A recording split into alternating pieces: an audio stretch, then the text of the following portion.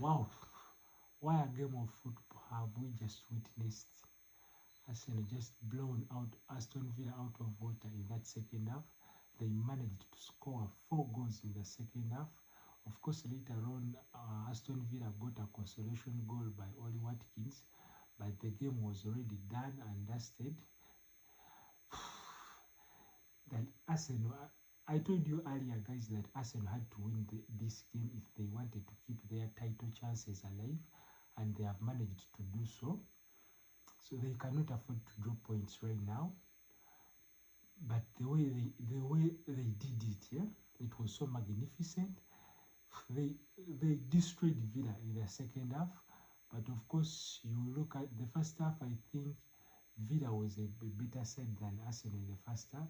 I think Onana was bossing that midfield, and I think Arsenal felt the absence of Declan Rice in the first half. You know, the news broke, but I was watching Uganda Cranes playing Nigeria before. I think it was before it broke 1 hour before the match. Then Declan Rice got a knee injury, so they had to change their lineup. I think they had to play Mikel Merino in the midfield with Zubimendi, then Odegaard. And I think Onana bossed that midfield in the first half. He was running through the entire midfield of Arsenal, and unfortunately he got injured. And someone who you would think that would be a perfect replacement for him was suspended on weekend when they are playing Chelsea. Kamara was suspended at Stamford Bridge, so they had to go for the third option of Margain, and I think that changed the entire course of the game in the second half. Arsenal boosted that midfield. They converted chances. Like Aston Villa were so average in the second half, and Arsenal took advantage of that.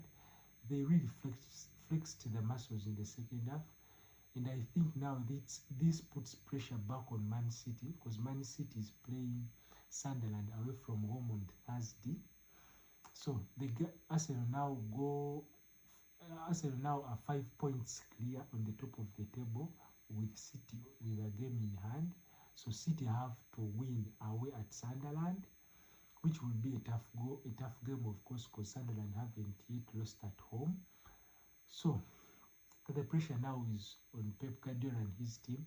They have to win that game against Sunderland to close the gap, to narrow the gap back to 2 points. But for now, Arsenal have got the job done, and I think all Gunners must be very happy, because the way they played in the second half, this is your title to lose, Gunners. If you look at all the teams, you would say that you would be competing against the likes of Chelsea failed to win, Man United failed to win. I think this season, Liverpool are in shambles. They are very inconsistent. I don't think they can still manage to win the Premier League this season. So I think the Premier League title is between Man City and Arsenal. And so far right now, Arsenal, they are in the driving seat. And I think this is your title to lose, Arsenal. Everything will depend on you. How do you manage your players? How do you manage the injuries you get throughout the entire course of the season? How do you manage your matches? Because next year, of course, you are going to the Champions League is coming back. So everything will depend on you, Arsenal. This is your title to lose. I don't think you guys have any excuses this season. Do you?